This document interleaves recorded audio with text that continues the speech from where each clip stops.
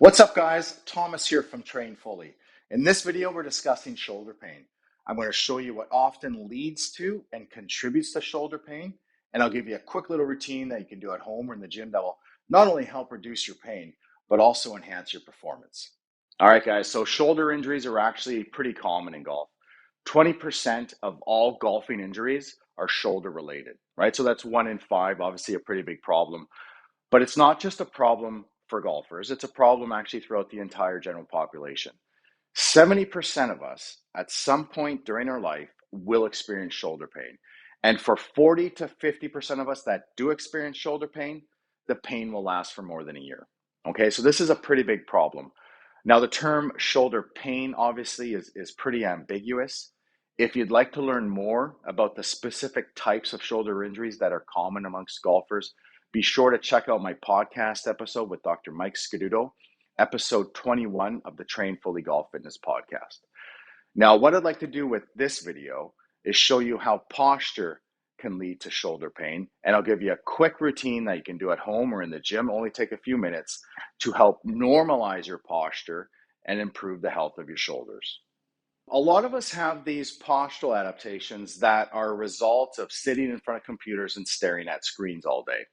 And we end up with this forward head posture with rounded shoulders and a hunched upper back.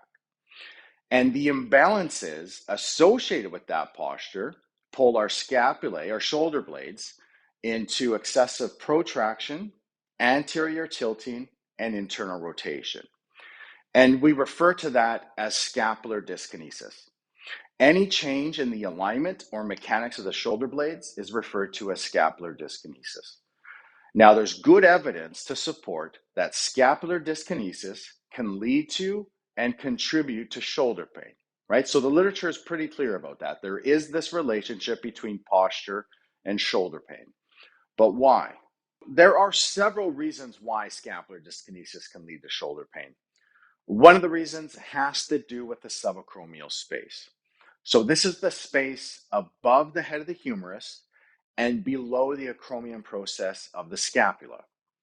Soft tissues like the rotator cuff, the biceps tendon, and the bursa are all located within this space. Now, this is a very small space, and the size of it changes depending on the alignment of the shoulder blade.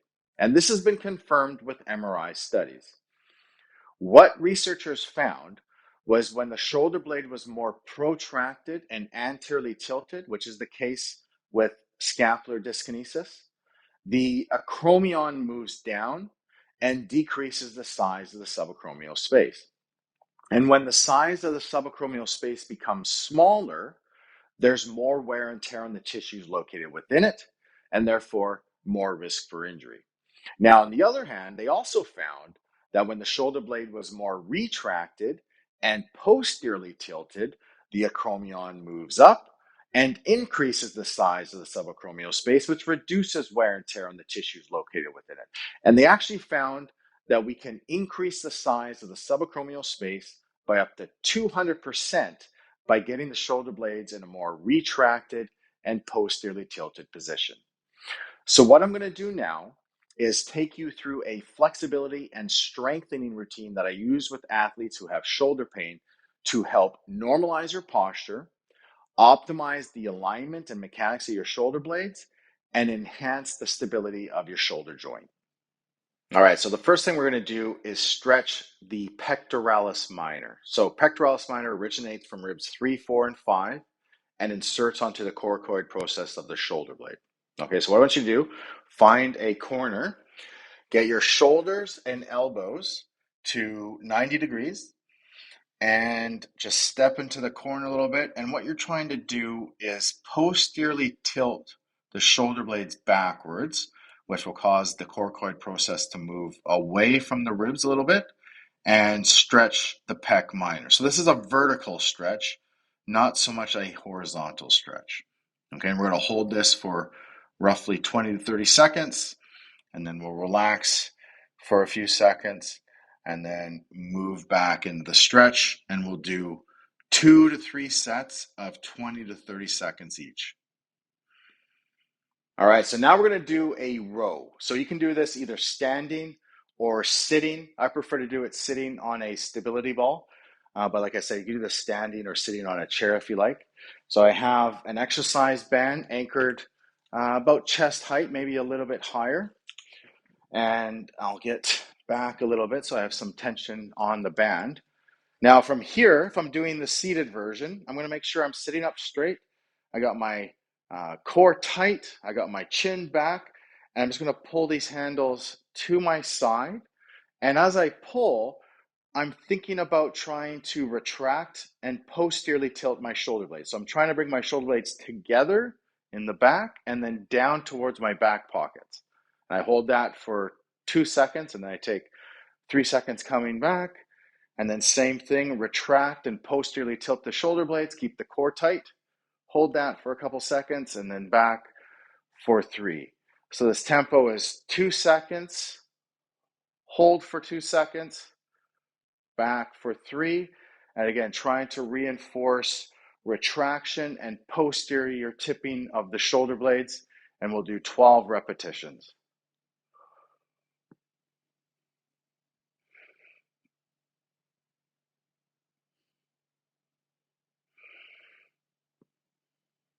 All right, so now we have one of my favorite exercises for the lower trapezius. This is called shoulder W's. So what I'm going to do again, I'm going to use a stability ball. I'm going to use the same band, and I'm going to grab the band. You can either grab the handles like you normally would, or I like to grab the actual band part and then rotate my forearms. It's called supination, so that my thumbs are out and my palms are up. This will help reinforce the movement that we're after. Okay, so now I'm sitting, good posture, tummy's tight. And what I'm going to do, I have my arms by my side already. I'm going to externally rotate my shoulders as I retract and posteriorly tip my shoulder blades. Hold that for 2 seconds, take 3 seconds, coming back to the start, and then same thing, retraction, posterior tipping. So this exercise is awesome for the lower trapezius. We get a lot of lower trap activity, and it keeps the upper trap activity low, which is great. We also get a lot of posterior rotator cuff activation with this exercise, which is going to help enhance shoulder stability. So again, this is one of my favorite exercises for a lot of different reasons. I want you to do 12 repetitions. Again, 2 seconds concentric, hold that for 2 seconds, and then 3 seconds back. You're trying to reinforce external rotation of the shoulder joint, retraction, and posterior tipping of the shoulder blade.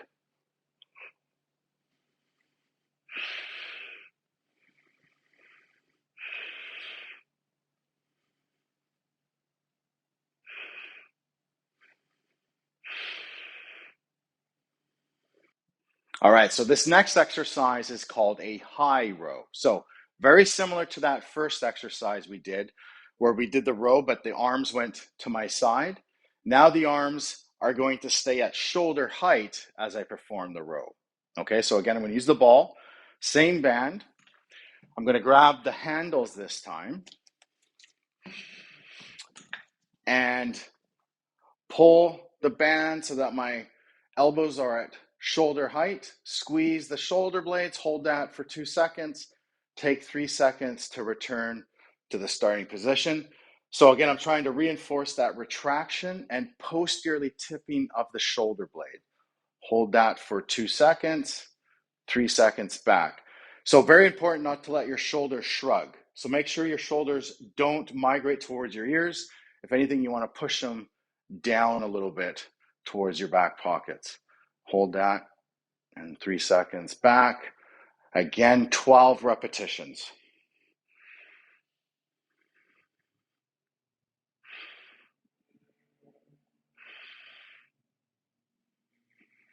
All right, so now we're going to work on the rotator cuff, specifically the posterior rotator cuff, right? So this is infraspinatus and teres minor. You're going to grab a towel, stick it under your arm. You're going to squeeze the towel gently with your arm. We're going to grab the band here, and we're going to perform external rotations of the shoulder as we squeeze the towel gently. So the towel is going to increase posterior rotator cuff activity by up to 20%. Okay, so this makes the exercise much more effective. So here, I'm going to take 2 seconds, hold that for 2 seconds, and then 3 seconds on the way back.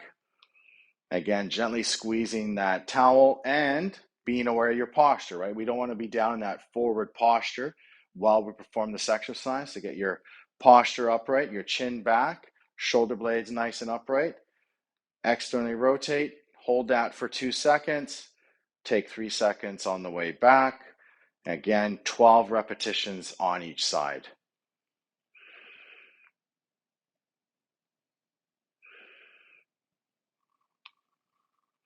All right, so now we have wall slides. So this is a great exercise for the serratus anterior. So what I want you to do, get up against the wall. We're going to get your forearms against the wall with your thumbs pointing backwards, right? So I'm not like this. If your palms go forwards against the wall like this, you could cause some impingement in your shoulder, okay? So keep your hands and your forearms like this. Now I'm going to push into the wall with my forearms and slide my forearms up the wall, not allowing my elbows to move away from the wall. Okay, so I'm just going to go up and down, not allowing my forearms to come off the wall. Again, 12 repetitions, and you should feel this kind of over your ribs a little bit. Great exercise, very high EMG for the serratus anterior. Again, also be aware of your posture. Don't let your head start to move forward.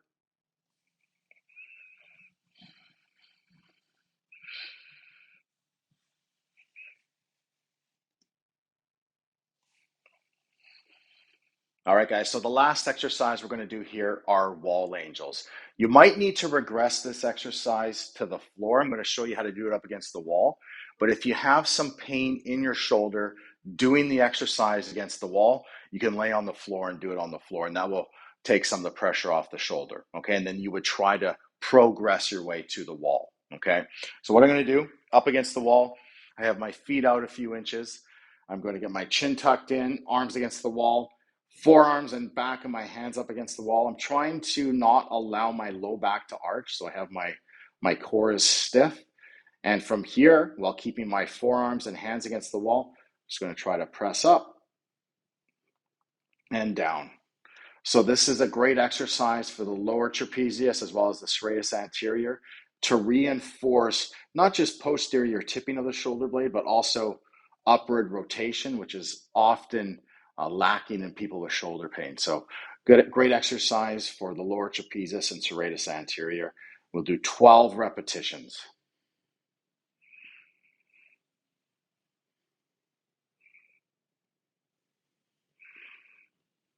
All right, guys. So I recommend doing that routine 3 to 5 days per week. And if you have any questions, please don't hesitate to reach out to me. I'm always happy to help you out any way I can. Now, guys, if you really are serious about taking a game to the next level, head over to trainfully.com and join my inner circle. By joining my inner circle, I become your rehab specialist and performance coach, but at a fraction of what it costs to work with me one-on-one. So you get full access to all my performance rehab and training programs, as well as full access to me, right? So if you're a member of my inner circle and you're having a hard time getting into certain positions in your swing, you can send me a message. We'll do an assessment, find out where your restrictions, limitations are, and then provide you with some guidance moving forward. So again, head over to trainfully.com, join my inner circle. Now, I hope you enjoyed this video. Thank you for watching.